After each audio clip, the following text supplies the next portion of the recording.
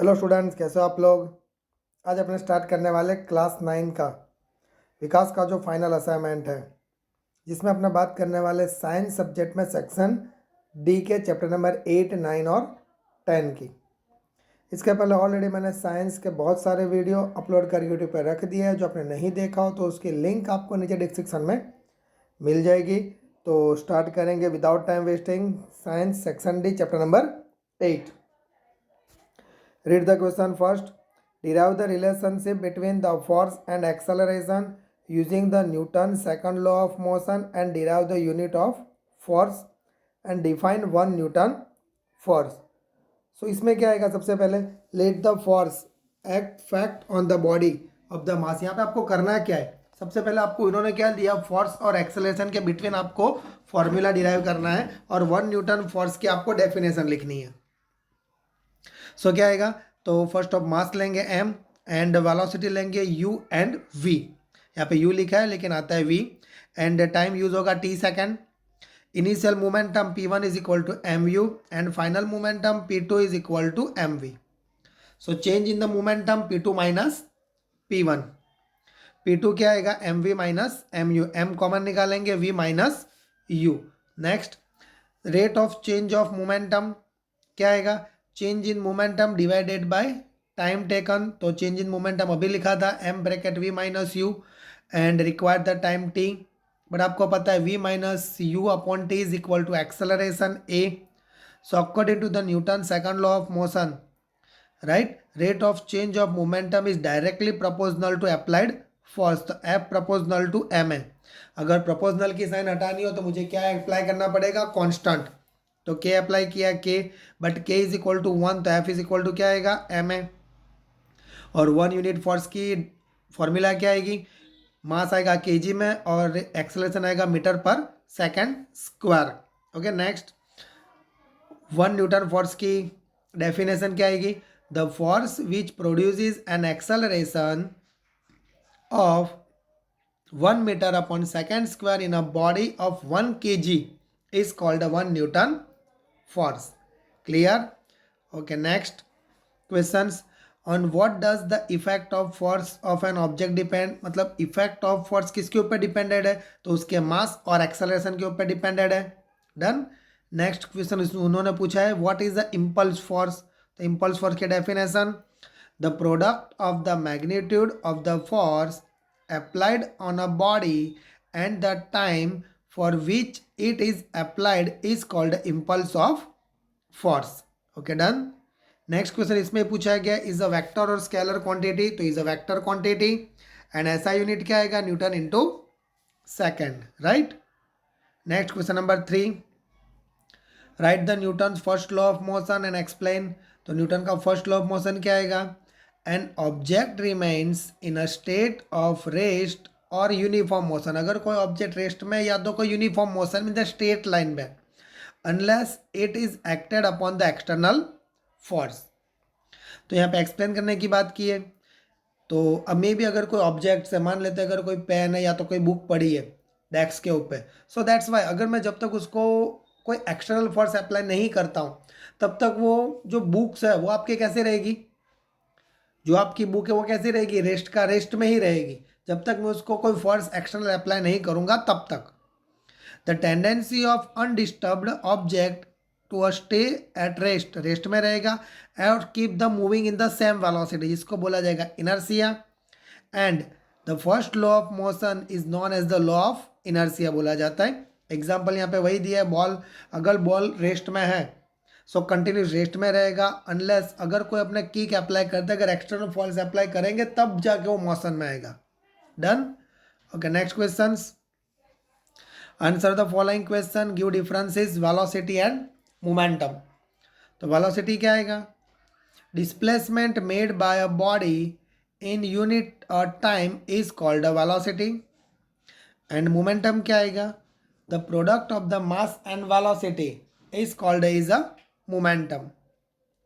Next second points की बात करेंगे, ऐसा यूनिट वेलोसिटी का क्या आएगा, मीटर पर सेकंड, जबकि मोमेंटम का क्या आएगा, किलोग्राम मीटर पर second, right. Okay, next question, give scientific reason, it is dangerous to alight from a moving bus, क्योंकि मूविंग बस से बाहर निकलना मतलब डेंजरस है, यस। मगर देखो बात करें अगर मूविंग बस है तो मूविंग बस के साथ आपका जो मोशन में रहोगे आप भी, मे बी आप एग्जैक्टली अगर एट अ टाइम जंप करोगे आउटसाइड द बस तो आप क्या होगे, फॉल हो जाओगे तो इंजर्ड हो जाओगे। क्यों? क्योंकि आप बस के साथ आप मोशन में थे, राइट। तो ये आंसर यहाँ पे लिखेंगे। In a moving bus our body is in motion, on alighting from a moving bus our feet touches the ground, अपने फीट किसके साथ, ग्राउंड टच करेंगे, ग्राउंड के साथ, एंड कम टू रेस्ट हो जाएगा।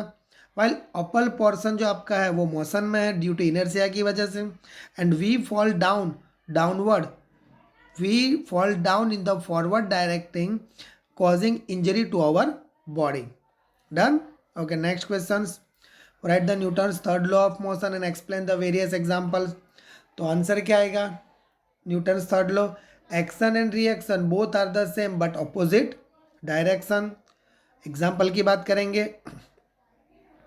When a person walk he apply the force by his feet on the soil, at the same time the soil exert an equal and opposite force on his feet which enable him to walk. Correct. Second points की बात करेंगे। Second example, अगर कोई swimmer है push the water in the backward direction, अगर वो backward direction में water को फ्लो कर रहा है मतलब एक्शन हुआ एंड उसकी वजह से क्या हो रहा है, एक्सर्ट फोर्स लग रहा है आगे की साइड ऑपोजिट डायरेक्शन, जिसको बोला जाएगा reaction. Done. Okay, next chapter number 9। Answer the following question, give explanation free fall. तो फ्री फॉल का मतलब कि अगर कोई ऑब्जेक्ट को मैं ऐसे ही अगर थ्रो करता हूँ, अगर मैं ऐसे ही छोड़ देता हूँ नीचे की साइड, तो वो क्या आएगा, खुद ब खुद नीचे आएगा। किसकी वजह से आएगा, ग्रेविटेशनल की वजह से, right.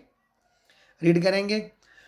Free fall is defined as a situation in which an object moves only under the influence of gravity की वजह से, right. An external force act on the ball which accelerates its movement. This acceleration of free fall is also known as the gravitational acceleration बोला जाएगा। And free fall is just a downward direction में रहेगा, क्योंकि वहाँ पे initial जो force है वो जीरो रहेगा, मतलब इनिशियल वेलोसिटी आपकी क्या रहेगी, जीरो रहेगी। Done. Next question, what is a thrust, write is SI unit. तो थर्स्ट का डेफिनेशन क्या आएगी, the force acting on an object is perpendicular to its surface is called a thrust.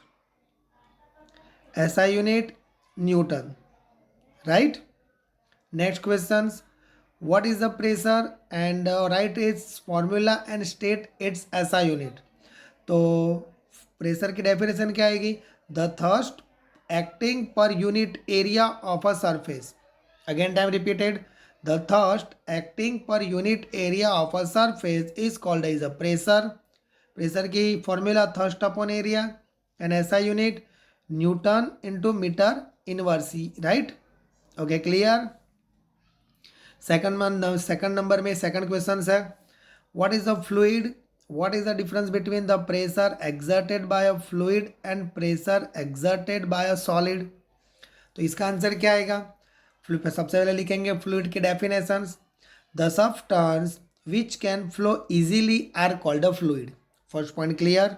Okay, next, a solid exert a pressure, a solid exert pressure on the surface of the weight, मतलब solid क्या करेगा, वो surface की वजह से fluid के ऊपर क्या करेगा, फोर्स अप्लाई करेगा, and this act in the downward direction में। फ्लूइड हैज वेट, फ्लूइड का भी वेट है, so it exert pressure on the container के ऊपर प्रेशर अप्लाई करेगा, okay, in enclose, and the fluid exert pressure in the all direction. देखो इसका अगर मैं अच्छा एग्जांपल देखना चाहो तो एक बॉटल है, बॉटल के अंदर वाटर फिल है, बॉटल का जो आउटर सरफेस है वो आपका सॉलिड है, तो वो क्या करेगा, वाटर के ऊपर फोर्स अप्लाई करेगा, और सेम इसी तरह वाटर क्या करेगा, वो बॉटल के ऊपर मतलब कंटेनर के आउटसाइड वॉल के ऊपर क्या करेगा, फोर्स अप्लाई करेगा। Done. Okay, clear. Next third number questions, उसमें फर्स्ट क्वेश्चंस क्या दिया है गया, difference between the mass and weight. तो mass is a scalar quantity and weight is a vector quantity. Mass का ऐसा यूनिट आएगा किलोग्राम, जबकि वेट का ऐसा यूनिट आएगा newton. Done. Next question, give scientific reason. It is difficult to insert a blunt nail in wooden block. तो answer क्या आएगा? The area of the blunt end of a nail is more than that of the sharp end of the nail. As the area of the cross section की बात करेंगे, for given the value of the force the pressure on it is less रहेगा. सो pressure produce करेगा blunt area के ऊपर बहुत ही कम रहेगा. So that's why difficult to the blunt nail wooden block को ओपन करने के लिए बहुत डिफिकल्ट रहेगा. Right. Next questions. Question number 4.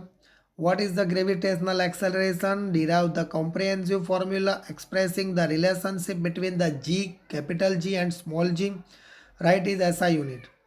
तो इसका आंसर क्या आएगा? सबसे पहले बताए स्टार्ट लिखेंगे. Gravitational acceleration definition. Gravitational acceleration is described as the object receiving an acceleration due to the force of gravity acting on it. The gravitational force applied by the earth on an object of mass m and kept the surface area. देखो यहाँ पे लिखा गया क्या क्या apply करेंगे. आपको पता है कि फोर्स की फॉर्मूला कैपिटल जी में क्या थी? Capital G M E M upon D square. M E का मतलब क्या? Capital M. मास ऑफ दो ऑब्जेक्ट है, एक मास कैपिटल और एक का मास स्मॉल एम, और उन दोनों के बीच का डिस्टेंस है डी स्क्वायर. जो अपने किस में लिखा था? Capital G universal law of gravitation में लिखा था. Okay. Next. The weight of the object of mass M on the surface of the earth is F is equal to M G. तो दो फॉर्मूला मिल गए. F is equal to capital G M E M upon D square. दो जगह से M M क्या हो जाएंगे? आपके कट हो जाएंगे. तो small G is equal to क्या आएगा? Capital G M E upon D square. Okay. So M is the mass of the earth and d is the distance between the object and the earth. तो g is equal to capital G capital M upon R square. R equal क्या होगा? Radius of the earth. क्योंकि देखो यार along to the path लिखेंगे तो वहाँ पे डिस्टेंस मेजर होगा. It's okay. बट अपने अर्थ के इनसाइड की बात कर रहे हैं. तो अर्थ आपका कैसा है? राइट. स्पीयर शेप में. तो जिसकी वजह से उसके अंदर आप क्या मेजरिंग करोगे? रेडियस. ओके. ऐसा यूनिट आएगा g is equal to M upon S square metre upon second square. और स्मॉल जी की वैल्यू क्या आएगी? 9.8 metre upon second square. Done. Okay. Next. What is a free fall? देखो अभी आपने लिखा था आगे फ्री फॉल की डेफिनेशन. डिराइव. देखो ये क्वेश्चन समझना. Derive the equation of motion of a free falling object from the equation of motion with a constant acceleration. तो इसका आंसर क्या आएगा? Free fall is defined as a situation in which an object moves only under the influence of gravity. Right. मतलब अगर मैं कोई भी object को फ्री फॉल करता हूँ तो ग्रेविटेशन की वजह से क्या होगा? वो फ्री फॉल होगा. क्योंकि ऑब्जेक्ट का खुद का मास है और ग्रेविटी क्या कर रही है? कोई भी चीज़ को अपनी ओर क्या कर रही है? अट्रैक्ट कर रही है. राइट. लिखा क्या है यहाँ पे सेकंड क्वेश्चन में? डिराइव द इक्वेशन करना है मोशन फ्री फॉलिंग का. Equation of motion constant acceleration. तो यहाँ पे देखो यार चैप्टर नंबर 7 में अपने पढ़े थे तीन formula. v is equal to you plus A T, H is equal to U T plus half A T square and V square is equal to you square plus 2as. U initial velocity, V final, A acceleration, T time and S आपका मिलेगा distance. Right. Same उसी तरह आपको changes करना है acceleration due to gravity. तो जहाँ जहाँ पे आपको ए दिखाई दे रहा है वहाँ पे आपको क्या प्रेजेंट करना है? जी. और एस की जगह पे आपको एच अप्लाई करना है. तो v is equal to you plus g t. S की जगह पे h आएगा. h is equal to U T plus half g t square and next आएगा v square is equal to you square plus 2gh. Done. Okay. Next question. What is the buoyant force? Give the Archimedes principle and write is uses. The buoyant force is the upward force रहेगा exert on an object volley और parcel emerge in the fluid.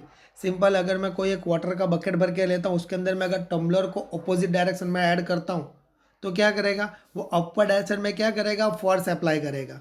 Okay. Partially या wholly immerse in the fluid. बात करेंगे आगे Archimedes principle की. When a body is immersed fully और partial in the fluid it experiences an upward force is equal to the weight of the fluid, क्योंकि जितना आप pressure ऊपर से अप्लाई कर रहे हो उतना अपोजिट डायरेक्शन में क्या करेगा, अपवर्ड डायरेक्शन में फोर्स अप्लाई होगा, wait of the fluid displace bye it. उसके यूजेस की बात करेंगे, शिप और सबमरीन के डिज़ाइनिंग में यूज़ किया जाता है। एंड इसके अलावा मिल्क की मतलब प्योरिटी चेक करने के लिए यूज़ किया जाता है लैक्टोमीटर से, right. Okay, next questions, explain the universal law of gravitation. तो क्या आएगा, every object in the universe attract every other object. The force of attraction between the two objects is directly proportional to the product of their masses and inversely proportional to the square of distance between them. Correct. Okay, ये equation को क्या करना है, आपको derive करना है। Start करेंगे। F is a directly proportional to the masses, तो F proportional to capital M into small M, right, m1 into m2, and inversely proportional to the square of distance between them, तो F proportional 1/r²। Okay, F proportional m1 m2 upon r²। So अगर मुझे यहाँ पे proportional की sign हटानी है तो मुझे क्या अप्लाई करना पड़ेगा, कांस्टेंट, तो मैं कांस्टेंट अप्लाई करूँगा capital G. F is equal to capital G m1 m2 upon r², right. Where is the capital G, gravitational, correct. तो ग्रेविटेशनल मतलब कैपिटल जी आपका क्या होगा, यूनिवर्सल ग्रेविटेशनल जो कांस्टेंट है, जिसकी वैल्यू क्या आती है 6.674 into 10⁻⁻11 newton metre square upon kilogram square, या तो इनवर्स भी लिख सकते हो, किलोग्राम इनवर्स। ओके, नेक्स्ट बताना है, the gravitational constant G is the gravitational force between the two object, okay, of the masses. तो F is equal to G m1 m2 upon r²। तो जी को आपको क्या करना है, सब्जेक्ट बनाना है, तो F r² upon m1 into m2, और ऐसा यूनिट क्या आएगा, newton metre square into kilogram inverse. Done. Okay, next chapter number 10, derive the equations for the kinetic energy of an object. देखो पहले तो आपको क्या करना है, डिराइव करना है काइनेटिक एनर्जी, एंड उसके बाद एक क्वेश्चन पूछा गया है, ऑब्जेक्ट का मास दिया गया है और वेलोसिटी दिया गया, आपको काइनेटिक एनर्जी फाइंड करनी है। तो स्टार्ट करेंगे। देखो initial velocity u, final velocity v, acceleration a। Formula क्या आएगी, v² minus u² is equal to 2as। तो s इज इक्वल टू क्या आएगा, v² minus u² upon 2a। Okay, done. यहाँ पे आपने क्या बना दिया, s को सब्जेक्ट बना दिया। सेकंड भी बात करेंगे वर्क की फॉर्मूला की, तो W is equal to force into displacement F into S. तो F इज इक्वल टू क्या है, M है, देखो मैंने ब्रैकेट में लिख के बताया, F is equal to M है, और S की वैल्यू आपने अभी जो ऊपर जस्टिफाई किया है v² minus u² upon 2a। दोनों जगह से a कट हो जाएगा, बचेगा क्या 1/2 m bracket v² minus u²। और अगर बात करेंगे ऑब्जेक्ट की इनिशियल वेलोसिटी 0, तो W is equal to 1/2 mv², and इसके लिए लिखेंगे work is denoted by energy, so EK is equal to half mv², right. Okay, next इसमें और एक क्वेश्चन है, उसका सॉल्व करेंगे, जहाँ पे आपको मास दे दिया गया, वेलोसिटी दे दिया गया है। मास 15 kg, वेलोसिटी 4 मीटर पर second square, kinetic energy find करना है। मैंने देखो पूरा न्यूमेरिकल सॉल्व करके बताया हुआ है, चेक कर लेना। 1/2 15 इंटू 4 का square 16, right. Okay, next question, derive the formula for the potential energy of an object at a height h. Calculate the energy stored in the object of mass 20 kg is taken to the height of 5 meter above the ground. क्या आएगा, mass m, displacement h and gravity g, work done, force into displacement मतलब force का formula क्या आएगा mg, mass into gravitation और height is equal to mgh, but work is denoted by potential energy, तो E is equal to क्या मिलेगा आपको mgh। देखो उसमें उन्होंने और एक क्वेश्चन पूछा है, मास दे दिया गया, हाइट दे दिया गया है, और आपको P मतलब पोटेंशियल एनर्जी आपको फाइंड करना है। Mass is equal to 20 kg, height 5 metre, G 9.8। देखो मैंने न्यूमेरिकल पूरा सॉल्व कर दिया है, mgh मास 20 9.8 इंटू 5, 9.8 का मैंने डेसिमल कट कर दिया है, 98 डिवाइडेड बाय 10, 0 0 कट, 5 2 10, और 98 into 10 980 joule, right. Next question, what is the work, derive the formula. देखो वर्क की डेफिनेशन लिख सकते हैं लेकिन फॉर्मूला डिराइव करने बुक्स में नहीं दिया हुआ है, तो अपने ने डायरेक्टली उसकी एक फॉर्मूला लिखी है और इक्वेशन लिख दिया है। स्टार्ट करेंगे। When the force act on an object and the object moves in the direction of force, so work is said to be done, उसको बोला जाएगा work. Work done by a force acting on an object is equal to the product of the force and displacement, right? So W is equal to F into S, force into displacement। ये 2 mark में इसलिए इतना लिखो, enough है। Next, derive the unit of work SI unit of system and write its definitions। तो unit of the force newton and displacement is metre, तो newton into metre को अपने जूल भी लिखो, इज राइट। एंड उसकी ऐसा unit की बात करेंगे, डेफिनेशन 1 जूल की। When a force of 1 Newton अगर अप्लाई करेंगे ऑब्जेक्ट के ऊपर एंड ऑब्जेक्ट क्या करेगा 1 मीटर डिस्टेंस कवर अप करेगा फोर्स की वजह से, जिसको बोला जाएगा 1 joule work done, right. Okay, next question number 4, answer the following questions, right the 4 example of kinetic energy. तो आंसर क्या आएगा, a bullet fired from the rifle possesses the kinetic energy and pierce the target, okay। Next, a kinetic energy of the wind is used for running the windmill। Next, kinetic energy of flowing of water is provide the electricity, correct। Next, a coconut detached from the coconut palm and fall towards the earth, right. ये सारे example हो गए kinetic. Kinetic का मतलब होता है जो भी ऑब्जेक्ट अगर रनिंग में होता है आप उसको लिख सकते हो काइनेटिक एनर्जी, राइट। ओके, यानी मूविंग ऑफ एरोप्लेन, करेक्ट, ये भी लिख सकते हो आप, क्योंकि ये मोशन में है ना, तो इसको लिख सकते हैं अपने काइनेटिक एनर्जी पे एग्जाम्पल में, right. Next question, what is a power, write is formula and SI unit. The rate of doing work to transfer the energy is called is a power. तो पावर की formula क्या आएगी, P is equal W upon T, and उसके SI unit की बात करेंगे watt. Okay, clear. Next questions, give four example of potential energy. तो इसका आंसर क्या आएगा, the skydiver waiting to jump from the aeroplane, मतलब जो चीज़ अभी रनिंग में नहीं है, जिस तरह के पेन ऑन द डेस्क या तो बुक ऑन द डेस्क, तो ये भी क्या हो गया आपका पोटेंशियल एनर्जी हो गया। Rubber band that is the stretch out between 2 fingers, water sitting behind the dam and the energy in the battery, okay. तो अभी तक यूज नहीं हो रहा है इसलिए उसको पोटेंशियल में रखा गया है, राइट। उसमें सेकंड क्वेश्चन है, give difference is energy and power.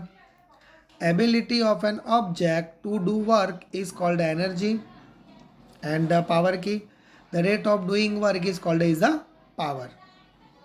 Energy of SI unit joule and power के ऐसा यूनिट क्या आएगा वॉट या तो जूल पर सेकंड, राइट। Okay, next. तो मे भी यहाँ पे अपना चैप्टर फिनिश होता है। मे भी अगर वीडियो पसंद है वीडियो को लाइक और चैनल को सब्सक्राइब करना मत भूलना, क्योंकि आपको यहाँ पे ऐसे वीडियो मिलते रहेंगे। बाकी का स्टार्ट करेंगे नेक्स्ट वीडियो में।